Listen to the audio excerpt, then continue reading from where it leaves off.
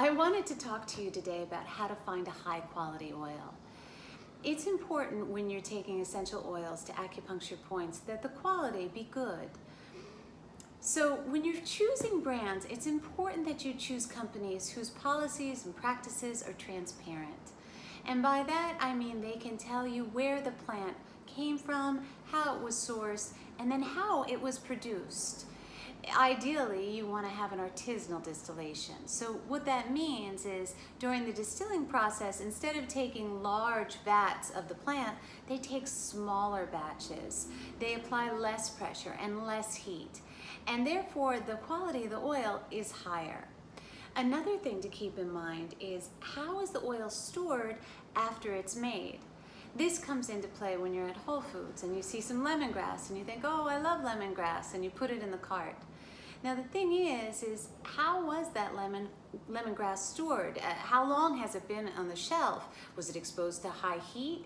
If so, these things are going to affect the lemongrass, and it's just not going to have the same zing, the same power that it would if it was stored under proper conditions.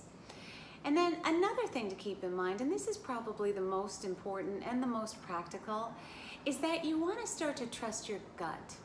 When you smell an oil will kind of give you a sense of who it is.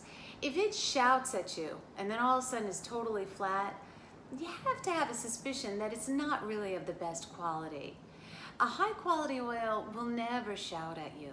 In fact, even if you don't like the scent, what it's going to do is it's going to invite you to smell again, and it'll have layers to it.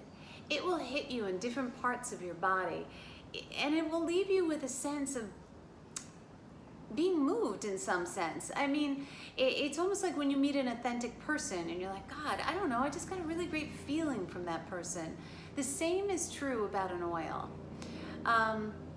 Sometimes if an oil isn't produced very well, or if things have been added to the oil, it'll stick in your throat or it'll stick in your nose, and it won't feel good. So keep that in mind as well.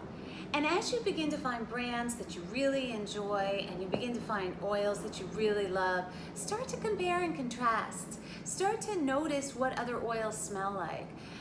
Like when you're at the fair and you're like, oh, let me smell this lemongrass. Well, it doesn't smell like the one I use, but I really like it. Or, ooh, I don't know, I didn't get anything from that oil. The idea is that you begin a relationship, right? And as you do this, you begin to get better and better and better at it. So I hope you found that helpful.